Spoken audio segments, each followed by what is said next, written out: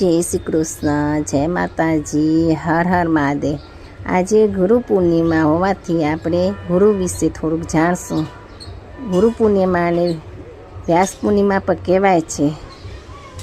શ્રી કૃષ્ણ વંદે જગદગુરુ, ગુરુ બ્રહ્મા ગુરુ વિષ્ણુ ગુરુદેવો મહેશ્વર, ગુરુ સાક્ષાત પરમ બ્રહ્મા તસ્મૈ શ્રી ગુરુવે નમઃ।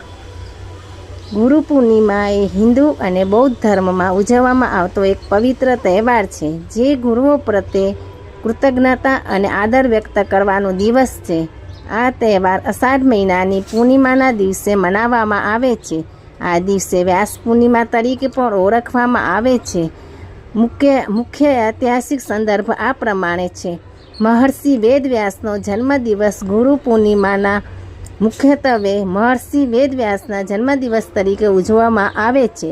મહર્ષિ વેદવ્યાસને 4 વેદોનું સંકલન કરનાર, મહાભારત જેવા મહાકાવ્યની રચના કરનાર અને અનેક પુરાણો તથા ગ્રંથોમાં રચયિતા તરીકે ઓળખવામાં આવે છે। તેમણે જ્ઞાનનો પ્રસાર કરવામાં મહત્વપૂર્ણ યોગદાન આપ્યું હતું, તેથી તેમને પ્રથમ ગુરુ તરીકે પણ સન્માનિત કરવામાં આવે છે। આદિયોગી શિવ અને સપ્તઋષિ યોગ પરંપરામાં ગુરુ પૂર્ણિમાનું મહત્ત્વ આદિયોગી શિવ સાથે પણ જોડાયેલું છે। માન્યતા અનુસાર ગ્રીષ્મ ઋતુની પ્રથમ પૂનમે જે ગુરુ પૂર્ણિમા તરીકે ઓળખાય છે, એ આદિયોગીએ પોતાના પ્રથમ 7 શિષ્યોને, જે પાછળથી સપ્તઋષિ તરીકે ઓળખાયા છે, તેમને જ્ઞાન આપવાનું શરૂ કર્યું હતું।